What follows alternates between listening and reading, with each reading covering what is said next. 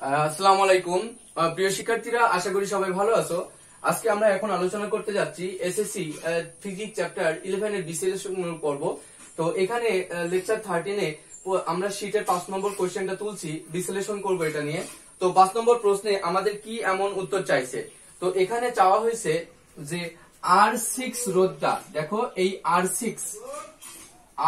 কে যদি অপসারণ করা হয়, R6 রোধকে যদি অপসারণ করা হয়, তাহলে এ ও বি বিন্দুর মধ্যে বিভব পার্থক্যের কেমন পরিবর্তন ঘটবে। তো এই প্রশ্নটার জন্য তো R6 রোধকে যদি অপসারণ করার পরে, তাহলে আগে আমাদের জানতে হবে R6 রোধ যখন ছিল তখন এ আর বির মধ্যে বিভব পার্থক্য কত। তারপরে R6 রোধটাকে আমরা সার্কিট থেকে তুলে দিব, তখন আমরা আবার দেখব যে এ ও বি এর মধ্যে বিভব পার্থক্য কত।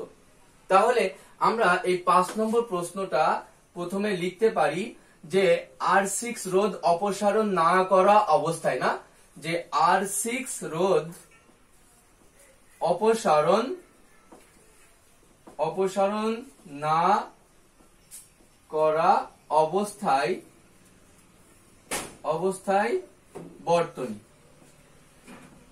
বর্তনী বা প্রদত্ত বর্তনী। তো এই সেই বর্তনী। এখন আমাদের যদি এ আর বি বিন্দুর মধ্যে ভোল্টেজ বের করতে হয়, তাহলে অ্যাকচুয়ালি দেখি কি কি লাগবে, একটু ভালো করে বুঝি। চলো আমরা এখানে নরমালি একটু ছোট্ট বিশ্লেষণ করলে দেখো, ভি অফ এ বি বের করতে হবে, না এ আর বি বিন্দুর মধ্যে ভোল্টেজ। তো এ আর বি বিন্দুর মধ্যে ভোল্টেজ বের করতে হলে নিশ্চয় লাগবে আই ইন্টু আর। এখন আই বলতে কোন আই বলতে বুঝাই এ বিন্দুতে কত কারেন্ট ঢুকলো, না এবং বি বিন্দু গেল।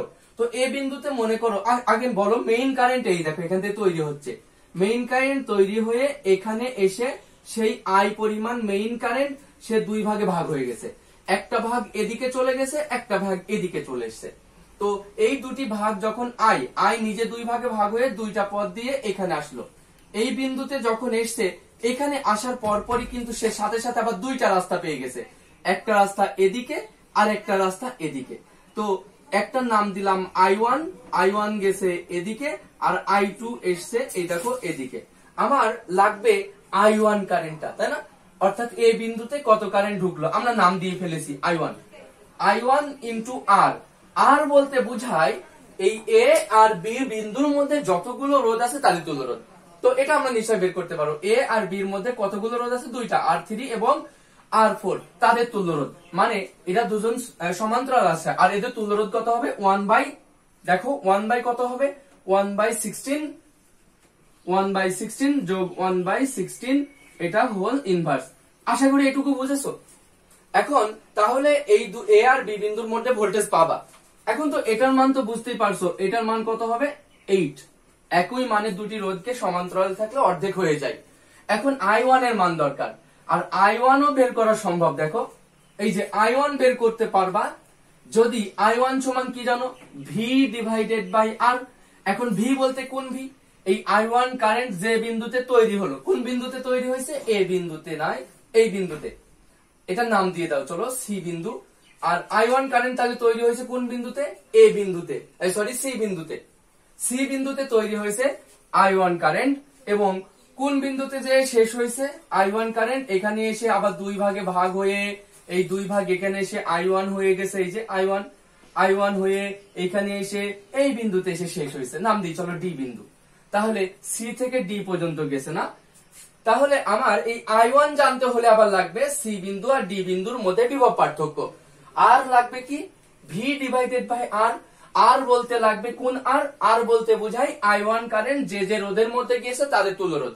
তো I1 কারেন্ট কিছু অংশ এর মধ্যে দিয়ে গেছে, কিছু অংশ এর মধ্যে দিয়ে গেছে, আবার পুরোটা এর মধ্যে দিয়ে গেছে, তাহলে এই তিনজনের তুল্য রোধ। তো ওই তিনজনের মধ্যে তুল্য রোধ হিসাব করো। দেখো এরা দুইজন কিসে আছে, এরা দুইজন সমান্তরালে।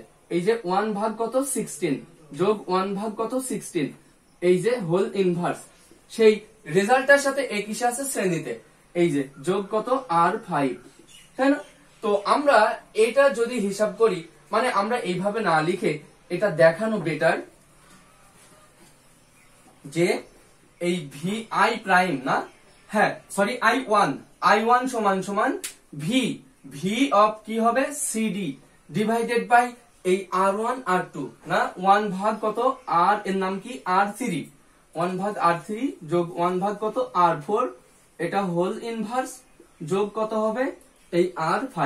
ওকে, তাহলে আমরা তো নিচের অংশটা পাচ্ছি কিভাবে, যে 1 ভাগ কত হবে 16 যোগ 1 ভাগ কত 16 এই যে হোল ইনভার্স যোগ কত হবে এই যোগ 16। তো এখানে আমরা পাচ্ছি 16 16 8 আর এই 16 24, তাহলে 24। তাহলে আমার দরকার ভি অফ সিডি এর মান, ভি অফ সিডি পাইলে কিন্তু I1 পেয়ে যেতাম। তাহলে আমার আগে বের করতে হবে ভি অফ সিডি, আর ভি অফ সিডি সমান ভি সমান I ইন্টু আর। I মানে বুঝাই সি বিন্দুতে কত কারেন্ট ঢুকলো, তো সি বিন্দুতে কত কারেন্ট ঢুকেছে বলতো, এই I কারেন্টটা এদিকে এসেছে আর এদিকে এসেছে, এই দুই ভাবে এসে এই সি বিন্দুতে ঢুকেছে, দুই দিক থেকে এই সি বিন্দুতে এসে ঢুকেছে, তার মানে সি বিন্দুতে ঢুকেছে বর্তনীর মেইন কারেন্ট। ইন্টু আর বলতে বুঝাই সি আর ডি বিন্দুর মধ্যে যেগুলো রোধ আছে তাদের তুল্য রোধ। তো সি আর ডি বিন্দুর মধ্যে কোন কোন রোধ আছে, সি আর ডির মধ্যে দেখো এইটা এটা আবার এইটা আবার এইটা, এরা সবাই আছে। তাহলে আমরা এই এদের তুল্য রোধ কত জানি, এদের তুল্য রোধ এইভাবে বলতে পারি না যে এইটার সাথে এইটা কিভাবে আছে সমান্তরালে, তার মানে আমরা বলবো 1/16 মানে সরি নাম দাও, চলো নাম দিই 1/R3 যোগ কত 1/R4 এটা হোল ইনভার্স। সেই ইনভার্সের সাথে এটা কিসে আছে বলতো, এটা কিসে আছে ওই হোল ইনভার্সের সাথে।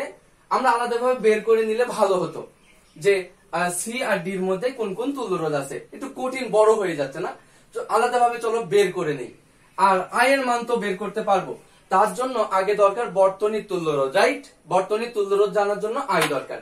তাহলে আমরা ব্যাপারগুলো বুঝতে পারছি, তাই বর্তনীর তুল্যরোধের জন্য আমাদের কি কাজ করা উচিত, এই দুইজন কিসে আছে বলতো, এখন বর্তনীর তুল্যরোধ বের করছি RP1, চলো এই দুইজন এটা আর এটা কিন্তু সমান্তরাল আছে, তাহলে 1 ভাগ R1 যোগ 1 ভাগ R2 এই যে হোল ইনভার্স সমান সমান 1 ভাগ 8 যোগ 1 ভাগ 16 এই যে হোল ইনভার্স সমান কত ওহম, একটু ক্যালকুলেটরে আমরা দেখে নিব যে 1 ভাগ 8 আচ্ছা প্লাস 1 ভাগ 16 আচ্ছা 1 ভাগ অ্যান্সার সমান দেখো এটা আসছে 5.333 এত ওহম। তাহলে এই যে এটার আর এটার মিলে একটা রোধ হলো না 5.33 ওহম। এখন এটা তো RP1 গেল, চলো এটা আর এটা কাজ করি, ওটার নাম কি বলতো RP2 দিই। তাহলে RP2 সমান কি হবে 1 ভাগ R3 যোগ 1 ভাগ কত হবে R4 এটা হোল পাওয়ার ইনভার্স সমান 1 ভাগ 16 যোগ 1 ভাগ 16 এটা হোল পাওয়ার ইনভার্স সমান সমান কত 8 ওহম। তাহলে এটা বের করা শেষ। সেই 8 এর সাথে এই R5 কিসে আছে, যে RS আছে কিসে বলতো, এই RS1 দিলাম, RS1 আছে শ্রেণীতে, তাহলে RP2 যোগ কত R5 সমান সমান কত হবে, RP2 এর মান কত 8 যোগ R5 এর মান কত 16 সমান কত হলো 24 ওহম। তাহলে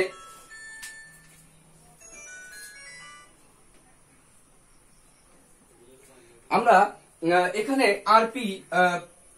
RS1 পেলাম। এখন সেই এটার সাথে এটা মিলে একটা তার হয়েছে, সেই RS1 এর সাথে এই R6 আছে যে RP3 প্যারালাল 3 এটা 1 ভাগ R6 এর সাথে 1 ভাগ RS1 আবার কিসে আছে সমান্তরালে, তাহলে 1 ভাগ R6 এর মান কত 20 যোগ 1 ভাগ 24 এটা হোল ইনভার্স সমান দেখি এটা কত ওহম আসে, যে 1 ভাগ 20 সমান এটা যোগ 1 ভাগ 24 সমান এটা, আচ্ছা 1 ভাগ অ্যান্সার সমান এটা আসলো 10.909 ওহম। তাহলে বলতো এই টোটাল RP3 মানে একটা দুইটা তিনটা চারটা এই রোধগুলোর তুল্যরোধ RP3 সেইটার সাথে এই RP1 এই দুইজন কিভাবে আছে শ্রেণীতে, তাহলে RS2 সমান সমান এই যে RP1 যোগ RP3, তাহলে আমরা একটু কাজ করলে পাই RP1 এর মান 5.33 যোগ 10 পয়েন্ট কত 909 সমান দেখি কত যোগ 5.33 16 পয়েন্ট আচ্ছা 16.239 এত ওম। তো আমরা এই বর্তনীর তুল্যরোধ বের করতে পেরেছি। অতএব বর্তনীর বিদ্যুৎ প্রবাহ I সমান V। তো ভোল্টেজের মান কত? এই যে 16 মানে V ডিভাইডেড বাই R। বর্তনীর তুল্যরোধ কত? ওই যে, কিন্তু একটা অভ্যন্তরীণ রোধ আছে, তাই যোগ করতে হবে তুল্যরোধের সাথে, মানে বড় R, মানে এক কথায় বলতে পারো RS2 যোগ কত হবে এই ছোট r সমান V এর মান 16, এই যে 16 ডিভাইডেড বাই ওই যে 16.239 প্লাস 1 সমান একটু দেখি ক্যালকুলেটরে, এটার সাথে যোগ 1 সমান এটা, আচ্ছা 16 ভাগ অ্যান্সার সমান এর অ্যান্সার আসলো কত যে 0.928 এত অ্যাম্পিয়ার।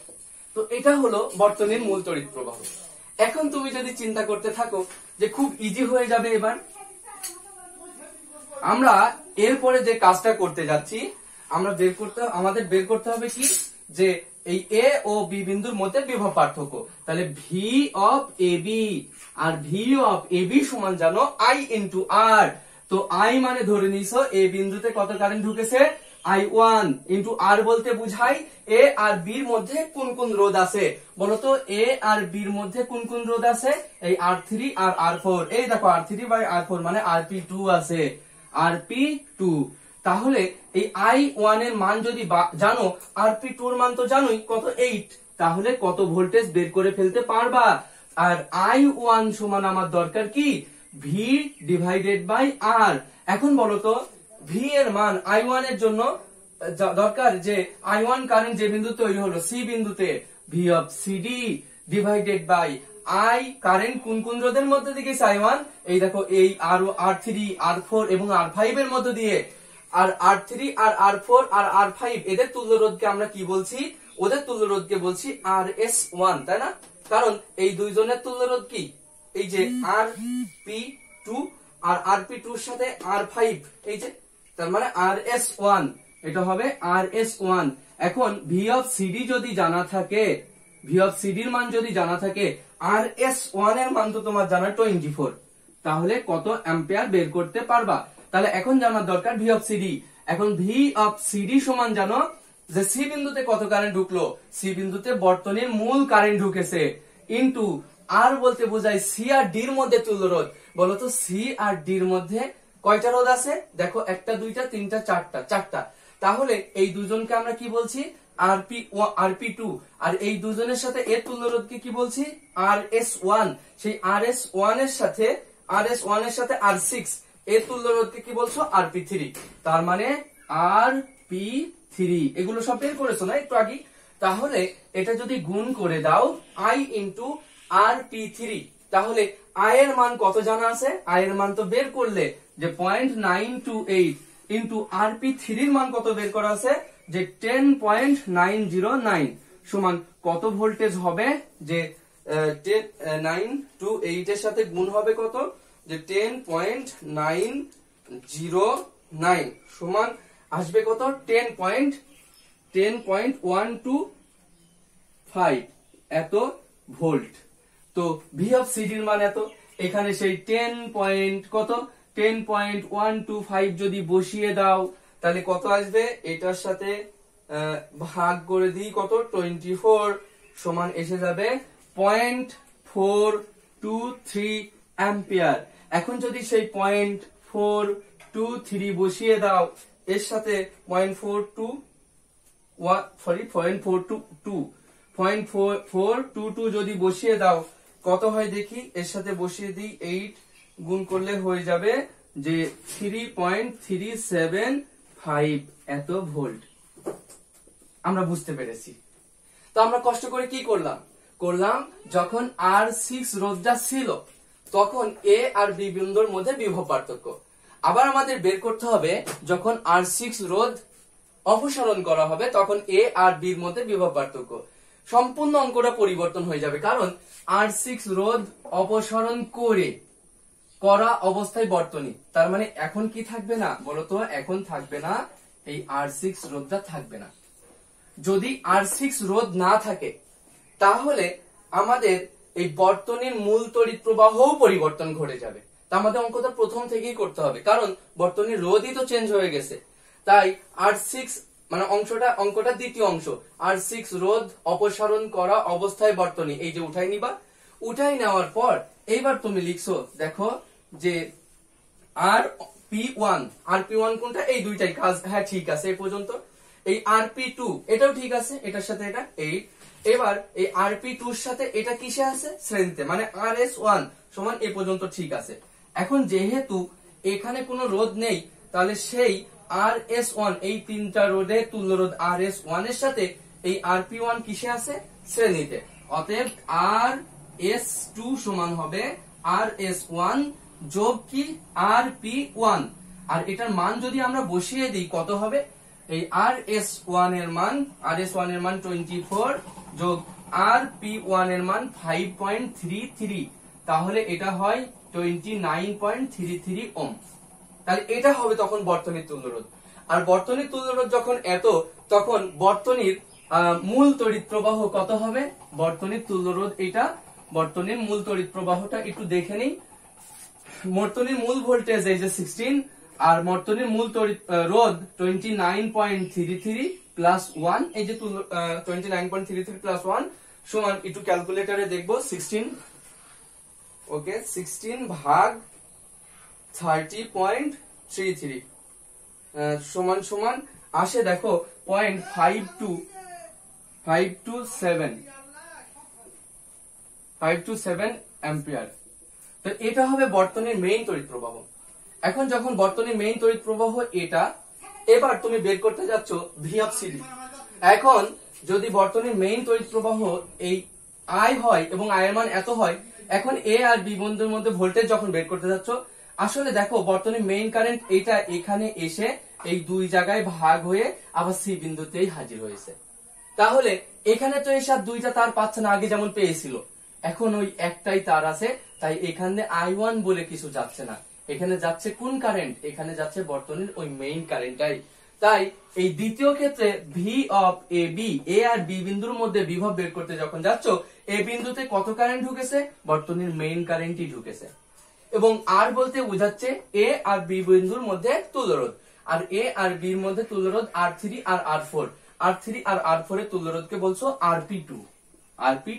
তো আই এর মান 0.5275 ইন্টু RP2 এর মান 8, এটার সাথে গুণ করলে দেখি, গুণ 8 সমান 4.22 এত ভোল্ট।